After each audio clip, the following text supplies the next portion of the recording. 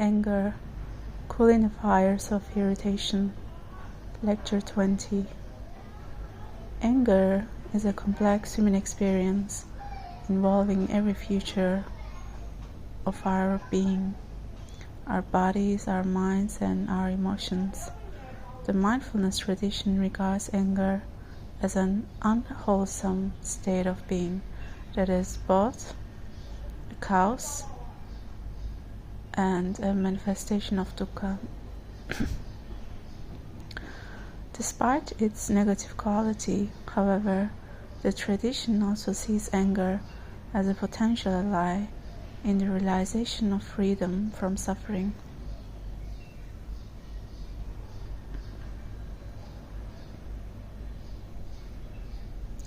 Despite its negative quality, however, the tradition also sees anger as a potential ally in the realization of freedom from suffering.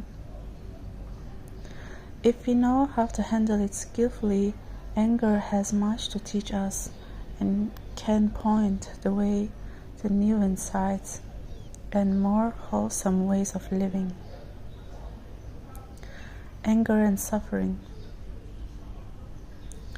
Anger can be defined as a feeling of displeasure, usually accompanied by antagonism. It encompasses a wide range of experiences, from simple irritation and annoyance to rage and fury.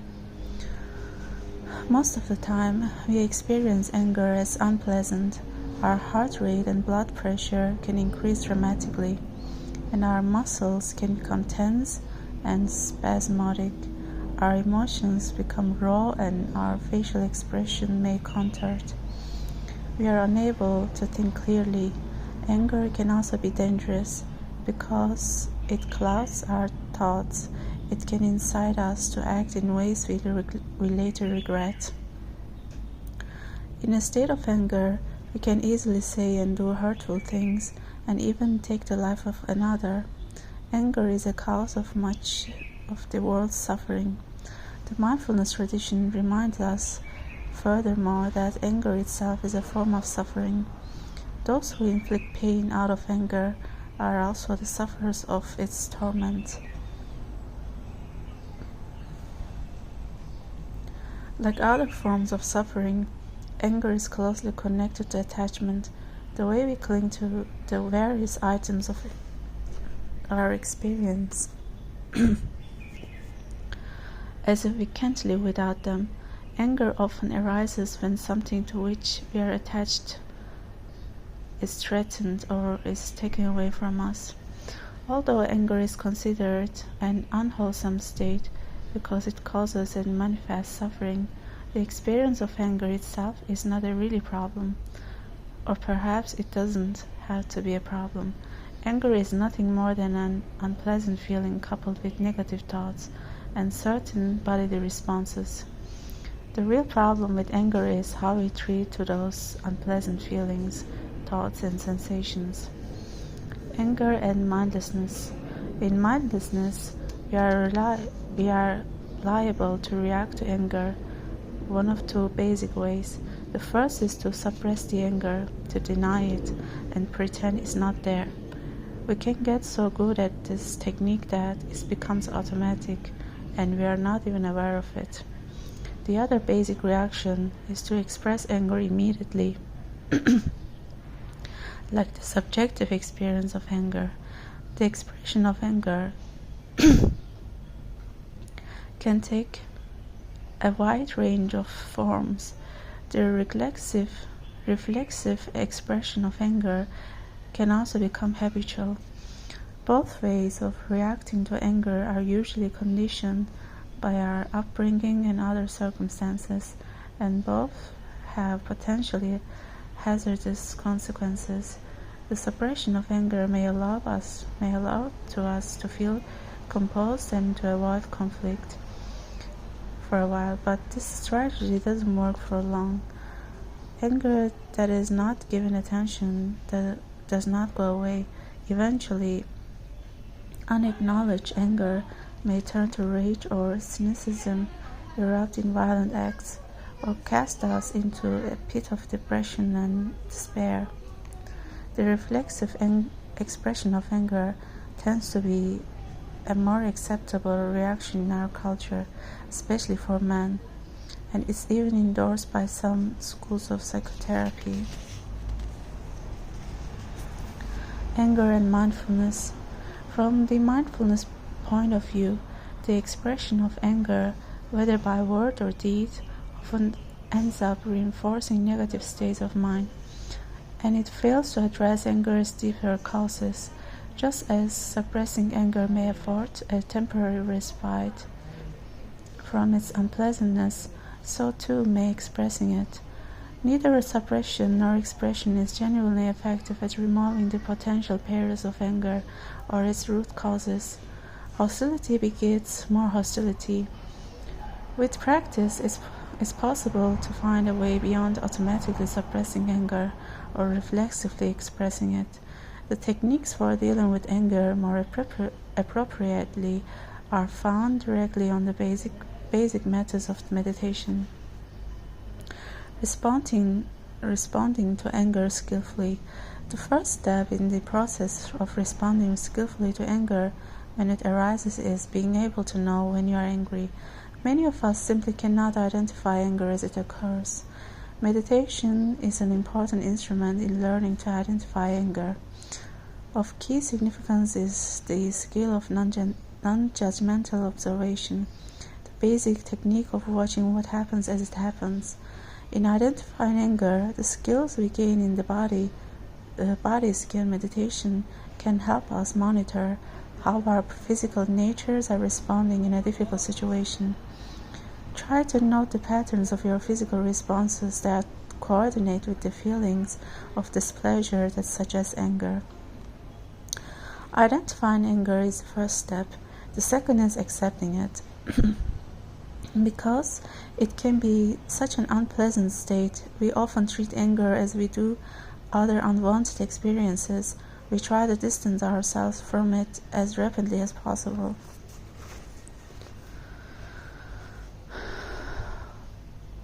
At this stage of aversion, our conditioned reflexes usually come into play. We immediately suppress or express our feelings as a way to get rid of them. Both reactions intend to accomplish the same thing: to bring relief to the unwelcome experience of displeasure. Mindfulness practice encourages us to approach all our experiences, wanted and unwanted, with equanimity. We try neither to cling to nor run away from our experiences, regardless of their quality. The aversion that results in the reflexive suppression or expression of anger, however, disturbs the equanimity. Rather than seeking to eliminate the unpleasantness of anger, the equanimous approach is to allow and accept it. We might even say we should welcome it. However, we must also be careful here. Acceptance doesn't mean that we necessarily want anger. That could be a form of desire that is just as dangerous as aversion. Anger can still be an unwanted experience, even when you accept it. Acceptance is simply the willingness to be attentive to our anger, to see what it wants, just observe and treat it compassionately. This allows you to experience anger as fully as possible. The more completely you can feel anger, the less you will fear it. When we become familiar with anger, we are less apt to try to eliminate it when it arises. It is crucial to realize, however, that feeling anger is not the same as acting on it. Recognizing this distinction creates the mental spaciousness that allows us to be more conscious about how we choose to respond. In the mindless state, we react to anger reflexively without conscious choice, but mindfulness allows us to make deliberate decisions about the course of action we should take in the face of anger. As we noted when discussing skillful speech, just because our anger may urge us to respond to an insult with another insult does not mean we have to do it. We are not obliged to follow this impulsive prompting. Instead, we can allow angry thoughts and sensations to arise and fall away. giving us the time to consider more appropriate response. We may need to take time away from the heat of the moment to reflect on a wise response.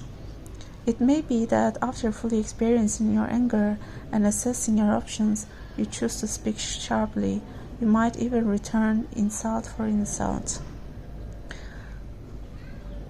The difference is that you have made a choice and have not reacted by impulse.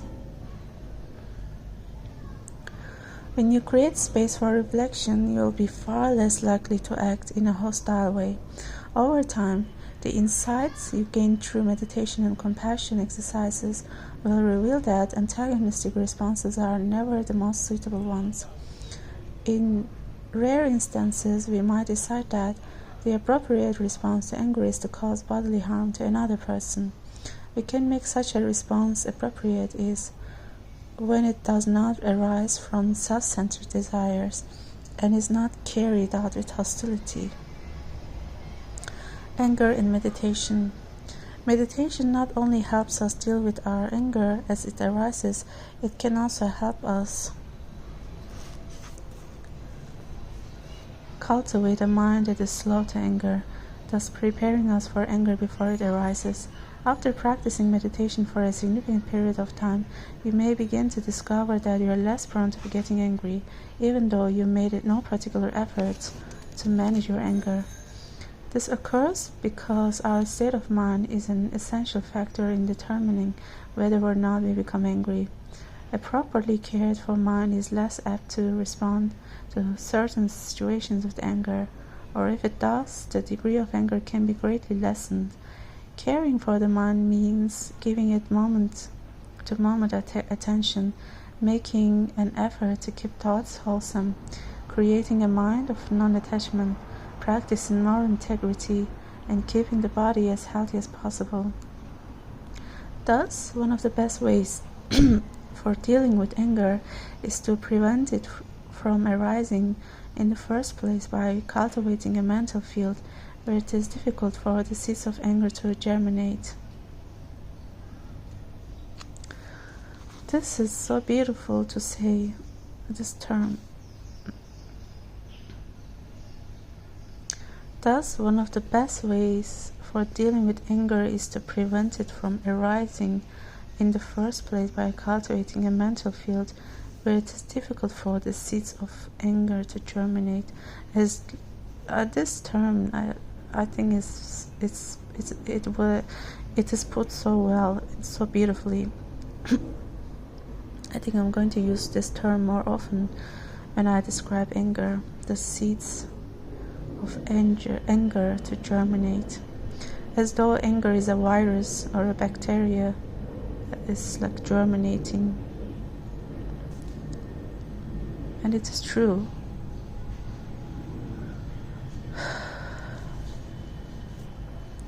Studying individual patterns of anger. The process of caring for the mind is greatly enhanced by studying individual patterns of anger. Different things make different people angry. As you practice sitting meditation, you can study your anger experience. Make note of the things that contribute to your anger. Think about not only the things that make you mad, but also the less obvious conditioning factors that might contribute to the provocation of anger. Anger has a lot to tell us about ourselves. Try to look beneath the anger and see what's there. It's often some kind of fear, like pain. Anger is a signal that something is wrong and needs to change. If we know how to experience it skillfully, anger can help us to make wholesome changes in ourselves and the society in which we live. The key is to not allow anger to develop into hostility or hatred. When that happens, anger becomes dangerous. Working with deep-seated anger. Although we usually try to distance ourselves from anger as quickly as possible, sometimes we may find ourselves holding on to it. We can be averse to anger, but we can also get attached to it. Attachments to anger often manifest as grudges that we can carry for a long, long time. Life hurts us all, but some of us choose to dwell on those hurts and periodically renew their pain. As the Buddha recognized, nursing a grudge only serves to injure the one who bears it. The mindfulness approach to these old, festering forms of anger is forgiveness. Think of forgiveness as a form of relinquishment. To relinquish in this sense is to release whatever power anger holds over us. Forgiveness in this sense is rarely easy or quick. Because of its difficulty, forgiveness has to be practiced. It's less an act than a way of living. True forgiveness often comes only at the end of an inner struggle, and sometimes it's a long one. Be wary of forgiving too quickly. We forgive others not so much to make them feel better, although it might. Rather, we forgive to be free, to liberate ourselves from the destructive power of anger and hatred. Holding a grudge rarely causes harm to the object of our anger, but it causes us a great deal. As the thoughts and feelings of our anger arise, we observe them and acknowledge them and allow them to pass away. We practice loving-kindness meditation, exercise empathy, and recognize the futility of seeking revenge. We also remember our own propensity to make mistakes. We repeat these techniques until our anger has been freed and we have been freed from its bondage. Important terms: anger, the feeling of displeasure, usually accompanied by antagonism. It encompasses a wide range of experiences from simple irritation and annoyance to rage and fury. Attachment, the way in which people cling to the various items of their experiences as if they can't live without them. Questions to consider: what patterns do you discern in your experiences of anger? What sort of things evoke your anger? Do your reactions to anger follow specifiable habits? What do these patterns suggest about your beliefs about yourself? In what ways does mindfulness offer more wholesome ways to respond to anger?